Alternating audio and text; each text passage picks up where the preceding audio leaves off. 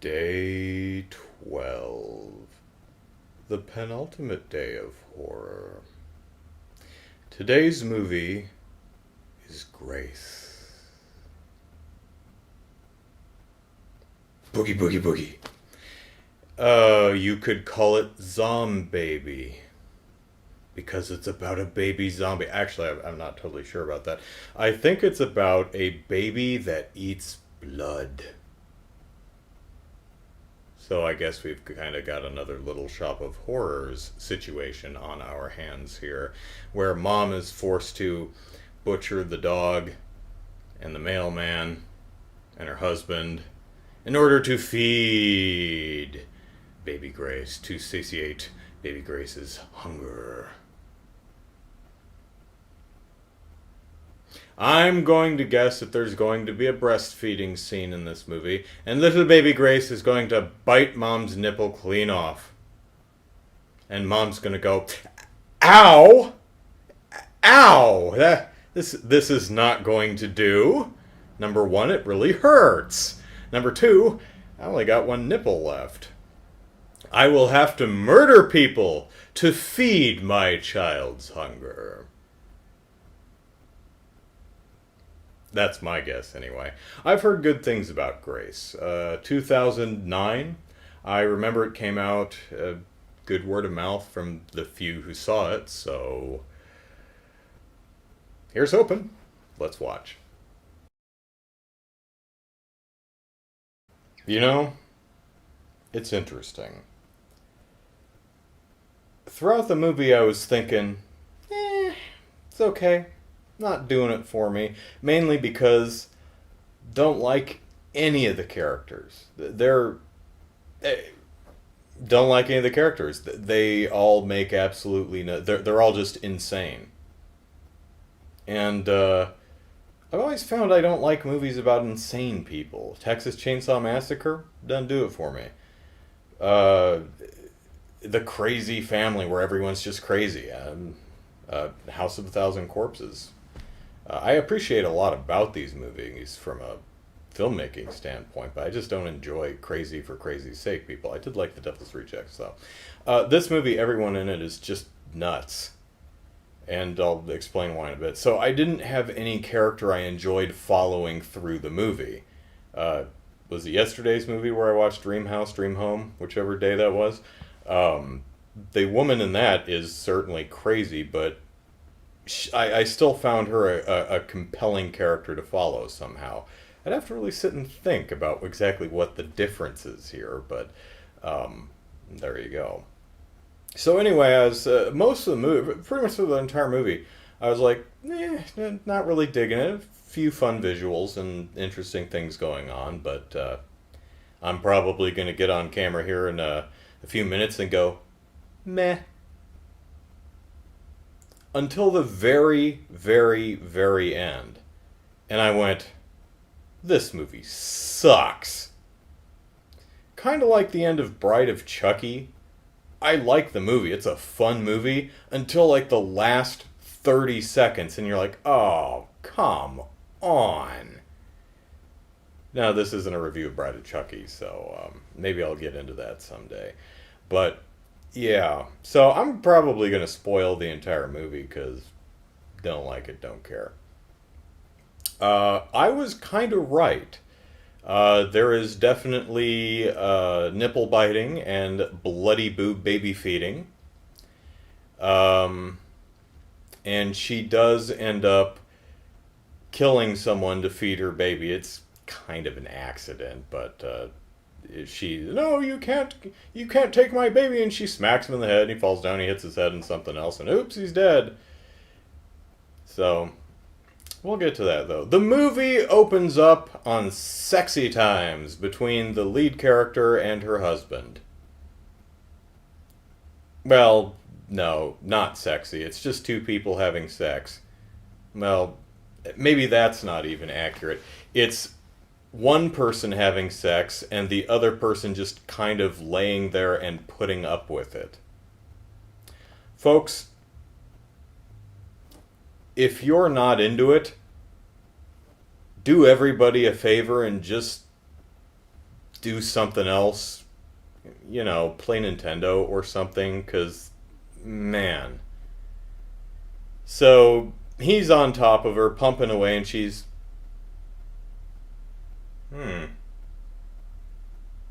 I can see funny shapes in the ceiling. That part of the ceiling looks like a clown. So he finishes and leaves the room, and then she curls up into a ball but keeps on her back. She does this.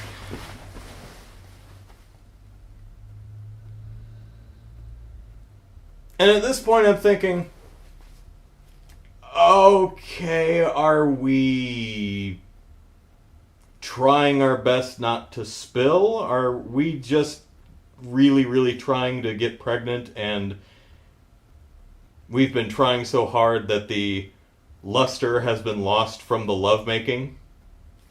Perhaps.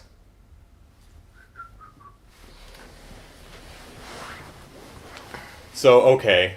I mean, if it's just a means to an end, I guess we can look bored. And it's true. They had tried to have a baby in the past. They'd failed twice, or had. They don't explicitly say it, but it sounds like she miscarried twice. So this is the third time, and so they. She's gonna have a midwife birth. Instead of going to the hospital, she's going to go to some person's house to help her deliver the baby. Alright. So she and her husband are on the way back from meeting the midwife and saying, hey, how are you? Can I help you have a baby in a couple weeks? And they're driving home, and there's some idiot riding their bumper, and he goes around them.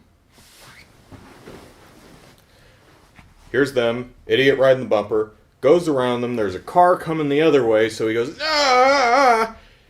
And then the camera cuts to over here, and their truck swerves like this, and I don't know why. It's a really, maybe I blinked, but it seemed to me to be a very poorly choreographed and shot sequence, because I ended up going, wait, what? What?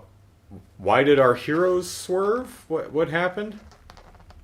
And then something actually entertaining happened. I'll give the movie props where it's due. I mean, it's not a complete and utter failure. There's some good stuff in this movie, but overall, just didn't do it for me. Ending. I'll get there. He's like, "Are you okay?" And she's like, "Yeah." And he says, "Do you hear that?" And the airbag explodes in his face. And he crashes into a tree. And he dies.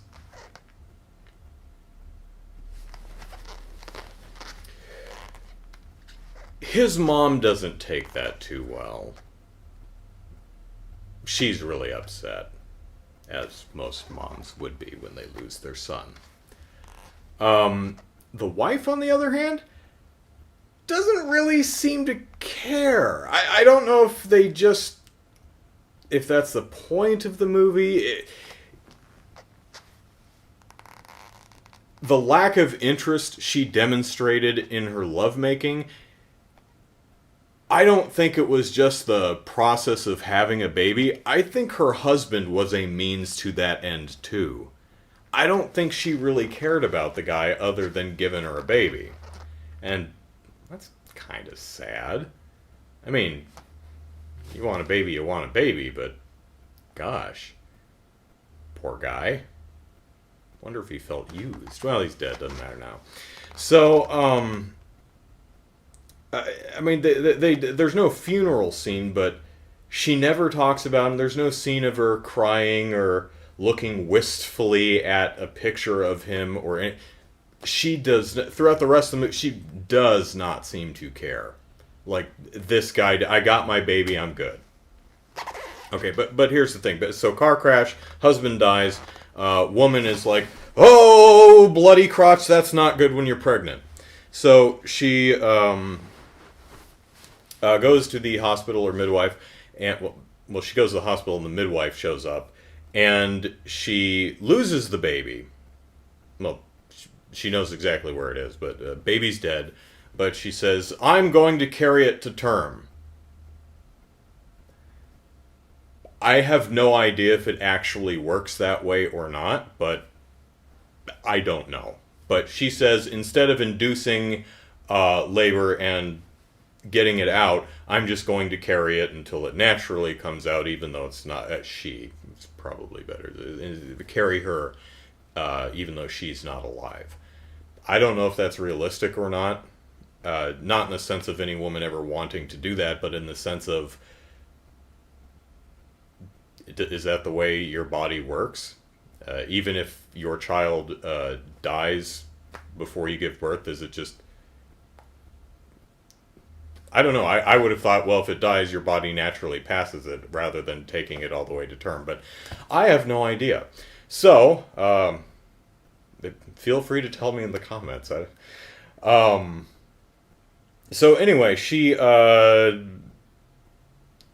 has the baby, and it's a big screamy labor scene like they normally do in these movies. That and they're like, ah, ah, ah! You know, the kind of thing where you watch that and you go, "Oh my God, it's so not worth it." Children are not that cool. Nothing is worth that amount of agony, no matter how relatively temporary it is compared to the span of your entire life. I mean, you may be in labor for an hour, 2 hours, 16 hours, an entire day and a half. And it's like, well, you live 60, 70, 80 years if you're lucky. Even longer. So that's just a small portion of your life. I'm like, yeah. But, you know, I go out of my way to avoid stubbing my toe because it friggin' hurts.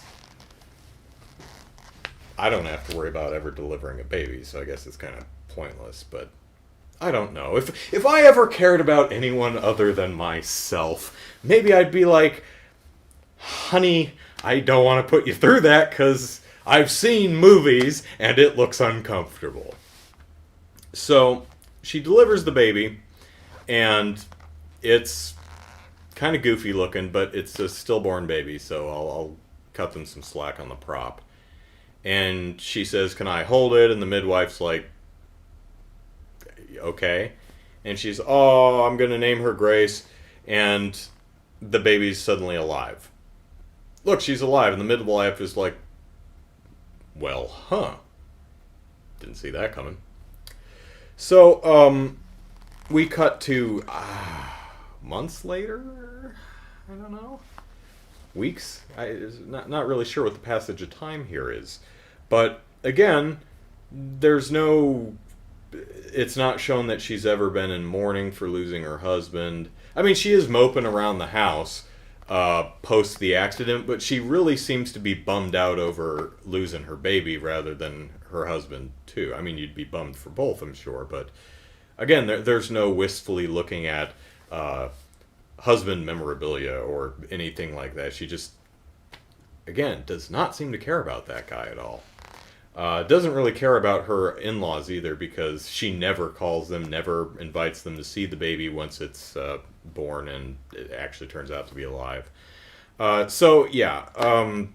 The first weird thing that happens is flies seem to be attracted to baby Grace.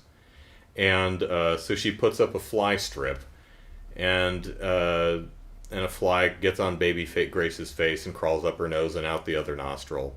And then she ends up with a bunch of fly paper, and at this point I'm like, okay, the baby's been dead since the beginning of the movie. That's going to be the big twist. The baby's dead. And that's why she has to put up all the fly paper. That's why the baby's body temperature measures so low. So, as you can imagine, the baby drinks blood instead of milk. Actually, projectile vomits milk all over the place. It's actually pretty cool. She's holding the baby, and it's like, okay.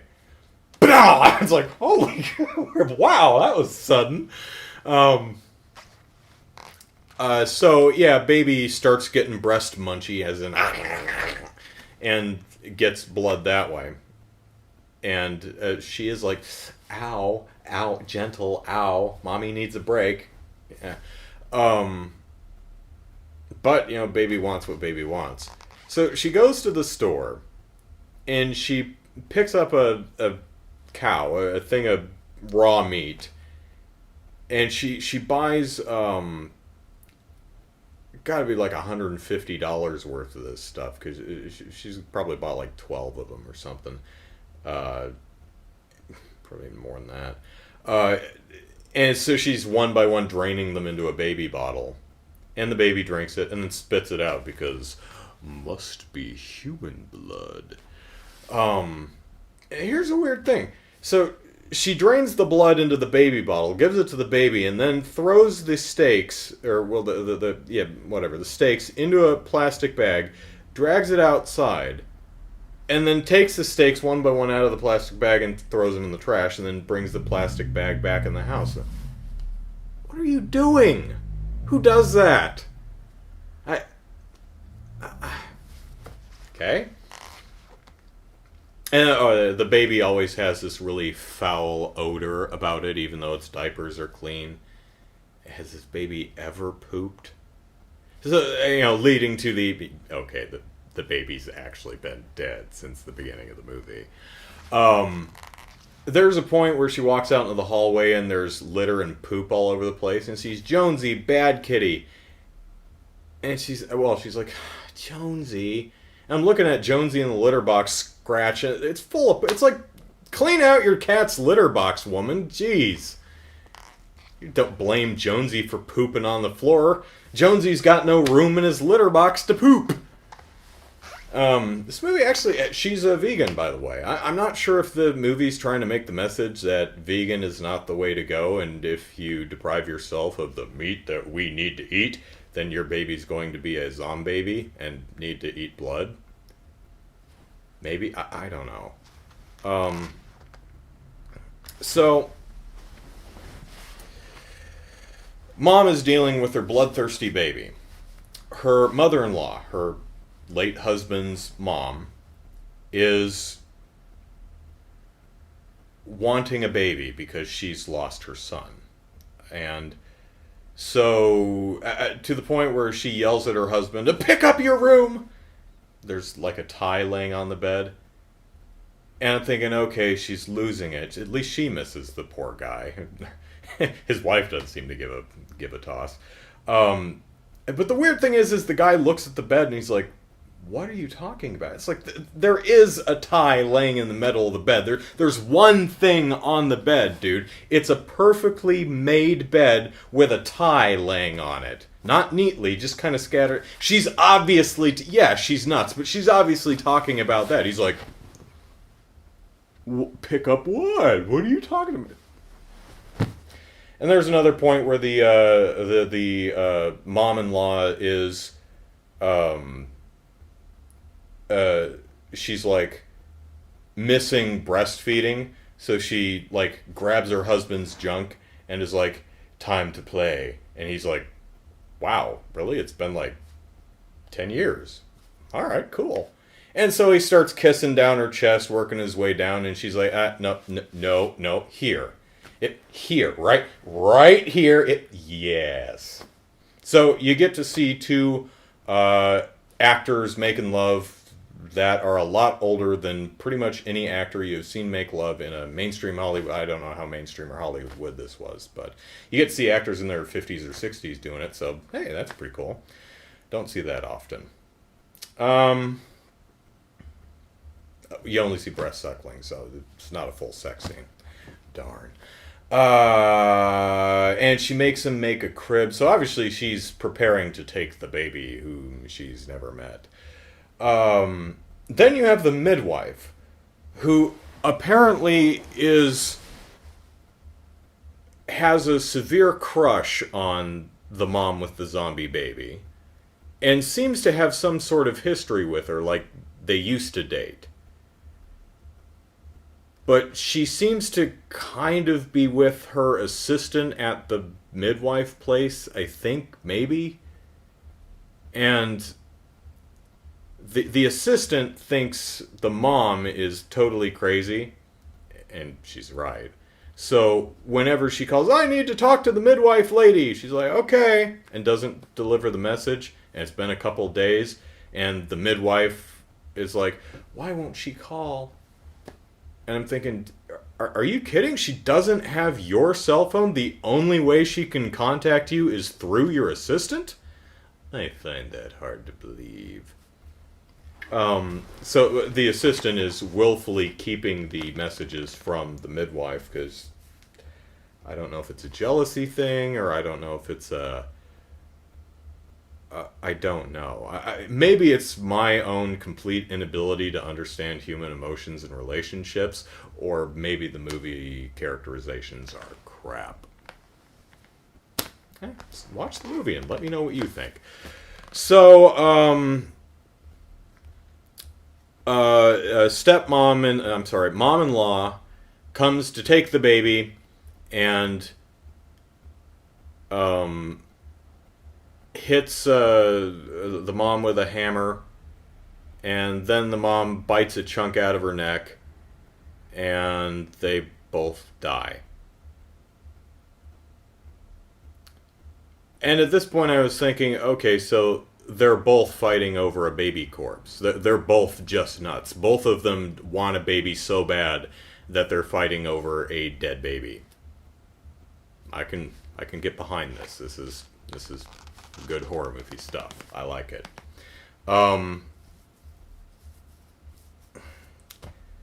No, the baby is not dead. The baby is a monster zombie baby that eats blood and smells really bad and attracts flies. Yep.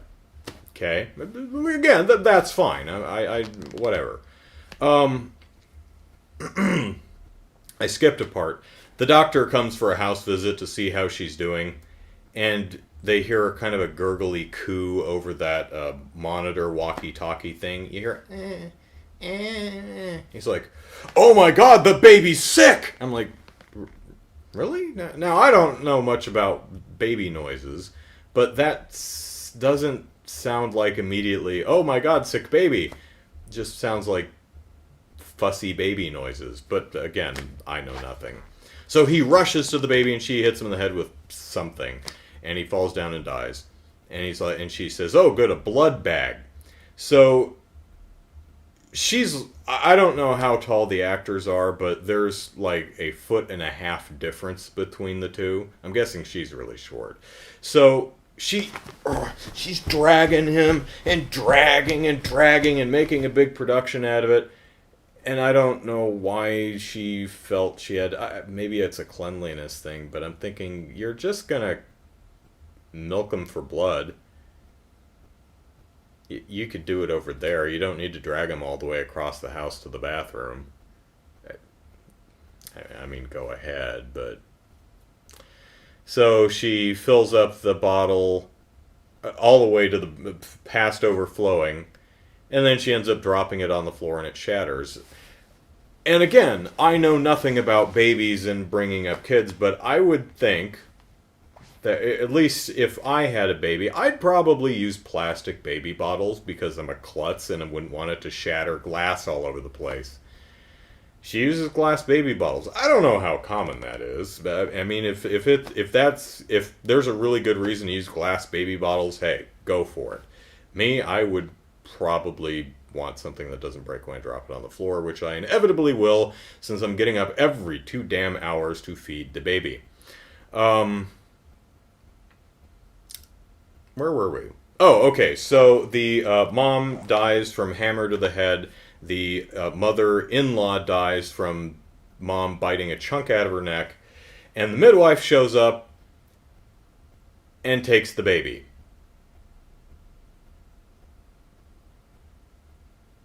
Why? Now, she did at one point in the movie show interest in taking the baby to the hospital to have some tests run. After all, this was a baby that's been dead in your womb for a month and a half and then was delivered live. This is something we might want to run a few tests and see if we can figure out what the hell happened here. So you might think, okay, so she's... Now, again, I thought, the baby was dead the whole time. These these people are crazy. And nope, she just takes the baby and buys a motorhome and drives across the country. And dyes her hair, because I guess she's on the run. And so she's driving a motorhome, and Jonesy the cat, I'm glad the cat's okay. Jonesy the cat is sitting next to her. And she goes in the back and she goes, "It's so quiet out back here." And baby Grace and her assistant are back there. And her assistant is feeding the baby. What?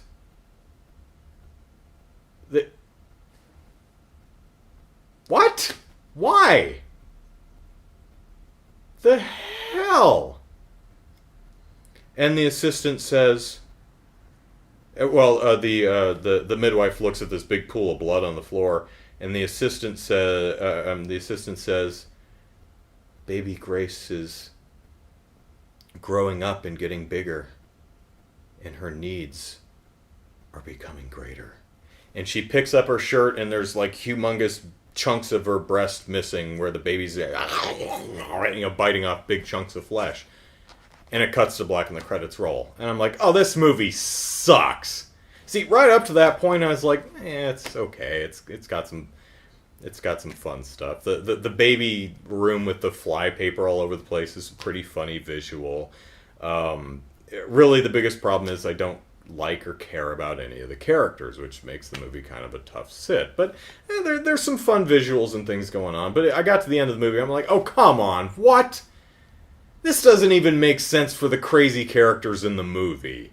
The assistant? Why would she... Okay, the mom was off her damn rocker. I can understand that, she might put up with some breast biting to keep her baby well, but the midwife's assistant is gonna put up with a baby biting chunks out of her breast? Why? The hell did that come from?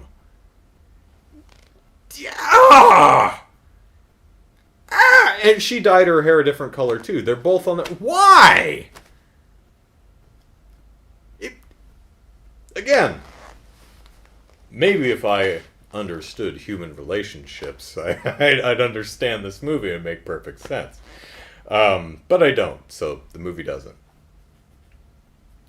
However, I will end with one last thing that I did really like. At the very end of the credits, there's a credit. There's a dedication. It says, "For Mom."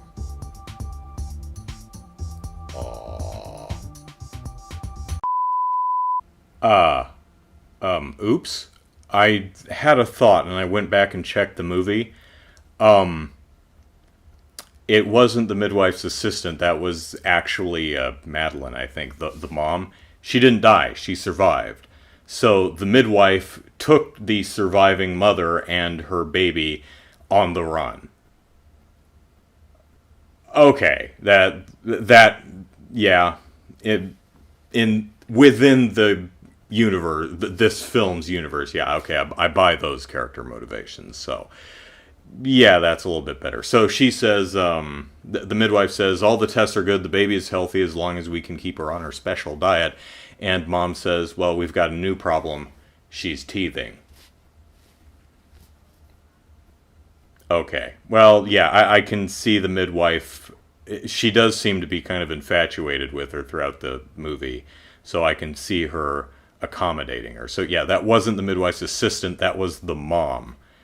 Yeah, got that wrong. So the movie doesn't suck, and doesn't have a horrible Bride of Chucky-esque ending that just kind of ruins the whole damn movie and makes you walk away going, ah!